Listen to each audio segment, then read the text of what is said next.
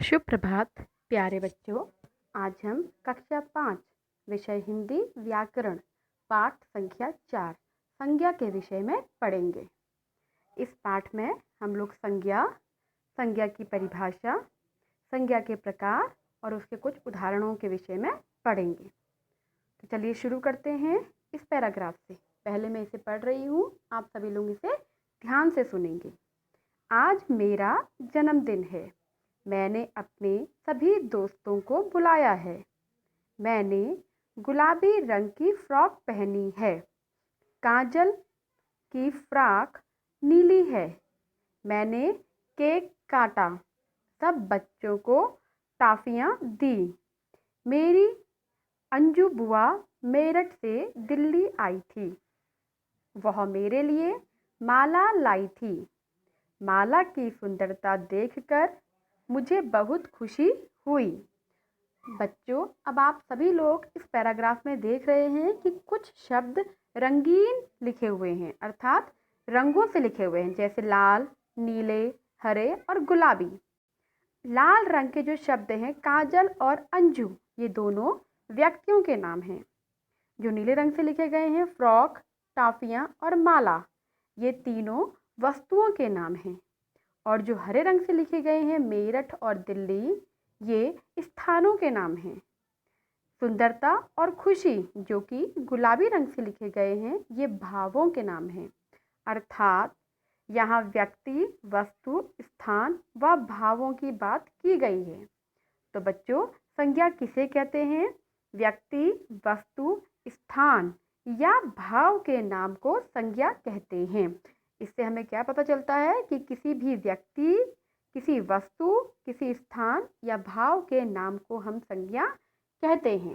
यही क्या होती है संज्ञा की परिभाषा। संज्ञा के मुख्य रूप से 3 भेद होते हैं: व्यक्तिवाचक संज्ञा, जातिवाचक संज्ञा और भाववाचक संज्ञा। अब हम एक एक करके इन तीनों भेदों के विषय में पढ़ेंगे। सबसे पहले हम लेते हैं व्यक्तिवाचक संज्ञा। जैसा कि आप नाम से ही सुन रहे हैं, व्यक्तिवाचक, जो कि किसी विशेष व्यक्ति को प्रदर्शित करता है, ठीक है, या फिर जो कि किसी विशेष व्यक्ति के विषय में बात करता है। जैसे महात्मा गांधी ने भारत को आज़ाद कराया। यहाँ पे हम किसी विशेष व्यक्ति अर्थात महात्मा गांधी की बात कर रहे हैं। तो महात्मा गांधी एक ही हैं, केवल एक व्यक्ति है, विशेष व्यक्ति है। तो महात्मा गांधी क्या है? व्यक्तिवाचक संज्ञा है। इसी प्रकार राम ने लंका के राजा रावण का वध किया। राम भी एक ही है और रावण भी एक ही है, जो कि एक विशेष व्यक्ति को प्रदर्शित कर रहे हैं, विशेष व्यक्तियों के नाम हैं। तो राम और रावण दोनों व्यक्तिवाचक संज्ञा हैं। इसी प्रकार भारत और लंका, पहले वाले वाक्य में भारत है जो कि किसी विशेष स्थान को प्रदर्शित कर रहा है या किसी विशेष स्थान का नाम है। इसी प्रकार लंका भी किसी विशेष स्थान का नाम है, जगह है, स्थान, ठीक है।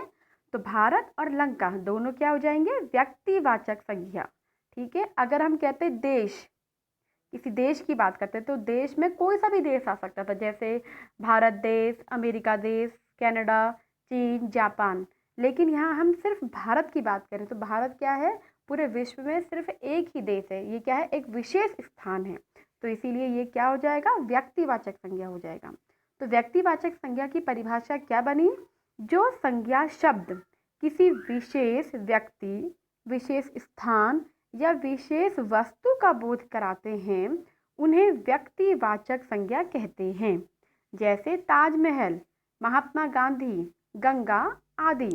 ताजमहल एक विशेष स्थान का बोध करा रहा है, महात्मा गांधी एक विशेष व्यक्ति का बोध करा रहे हैं और गंगा एक विशेष नदी का बोध करा रही है।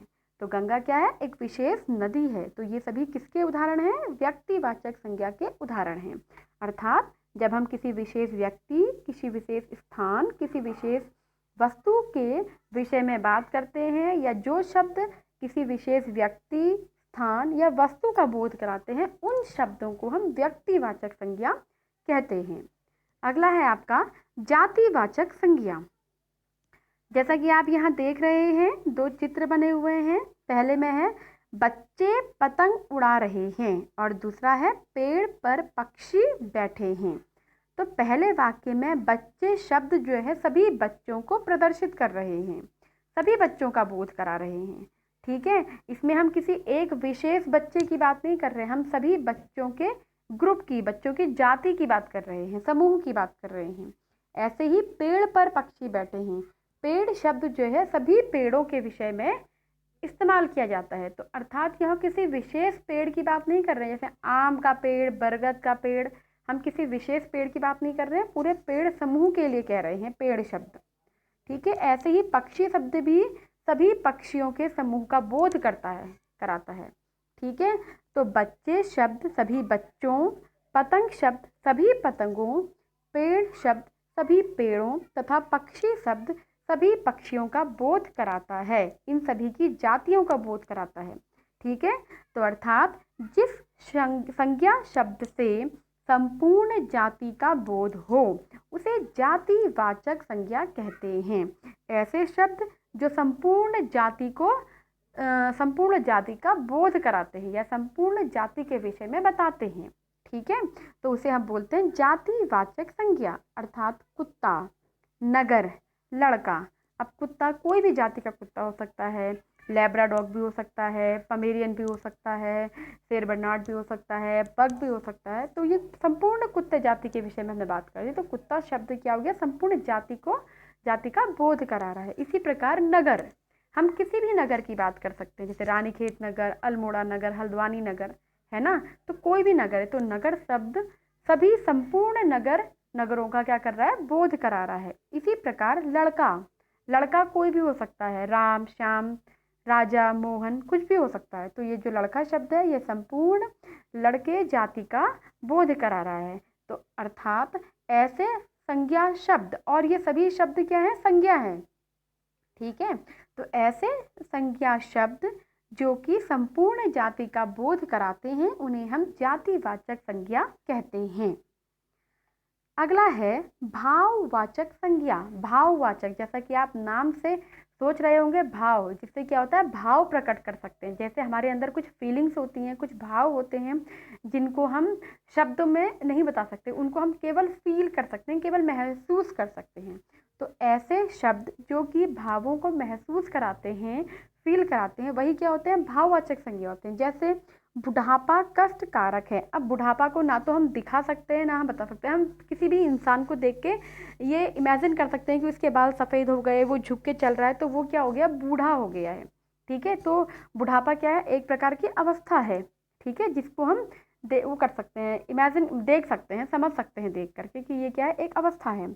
इसी प्रकार आलस्य एक बड़ा रोग है। आलस्य क्या है, एक बहुत बड़ा दोष है। ठीक है, वैसे रोग है हमारे शरीर का, अगर हम आलसी होंगे तो हम रोगी बनेंगे। ठीक है, तो ये क्या है, हमारे लिए एक बहुत बड़ा रोग है। तो आलस्य को हम क्या कर सकते हैं, आलस्य को हम ऐसे किसी भी शब्दों में बयां नहीं कर सकते, केवल हम देख सकते हैं कि वो दिन भर सोया रहता है, काम नहीं करता, तो वो आलसी है। तो ये आलस क्या हो गया, एक प्रकार का दोष हो गया। ठीक है, वाणी की मिठास सबको मोह लेती है। अब किसी की वाणी बहुत मीठी है, अब उसको हम चख के बता नहीं सकते कि मीठी है या नमकीन है, हम उसे केवल फील कर सकते हैं, महसूस कर सकते हैं कि वो बहुत अच्छी है, हमारे कानों को सुनने में अच्छी लग रही है, तो इट्स मीन यह मीठी है। ठीक है, तो ऐसे ही बुढ़ापा एक अवस्था है, आलस्य एक दोष है, मिठास एक भाव है। तो ऐसे शब्द जिस संज्ञा शब्द से व्यक्तियों या वस्तुओं के गुण, दोष, अवस्था या भाव का बोध हो उसे भाववाचक संज्ञा कहते हैं। जैसे मधुरता, कायरता, कायरता क्या है, दोष है, मधुरता क्या है, गुण है, अच्छाई, अच्छाई एक गुण है, बुढ़ापा, बुढ़ापा क्या है, एक अवस्था है। ठीक है, तो इसी प्रकार से जिस संज्ञा शब्द से व्यक्तियों या वस्तुओं के गुण, दोष, अवस्था या भाव का बोध होता है उन्हें भाववाचक संज्ञा कहते हैं। उम्मीद है कि आप सभी लोगों को ये पाठ समझ में आया होगा। वैसे जिस दिन मैंने आपकी ऑनलाइन क्लास ली थी उस दिन भी मैंने आपको एक्सप्लेन किया था। आज मैं आपको इसका वीडियो भेज रही हूँ, आप इसके वीडियो को सुनिए, देखिए और समझिए। उसके बाद आप कुछ उदाहरण करिए। उदाहरण अर्थात आप किताब खोलिए और किताब में पेज नंबर 21 में कुछ संज्ञा शब्दों की तालिका दी गई है। जो ये संज्ञा शब्द की तालिका है, इन तालिकाओं को पढ़िए और इन उदाहरणों की मदद से आप व्यक्तिवाचक, जातिवाचक और भाववाचक संख्याओं को अलग अलग करने की कोशिश करिए। धन्यवाद। ये पाठ यहीं समाप्त होता है।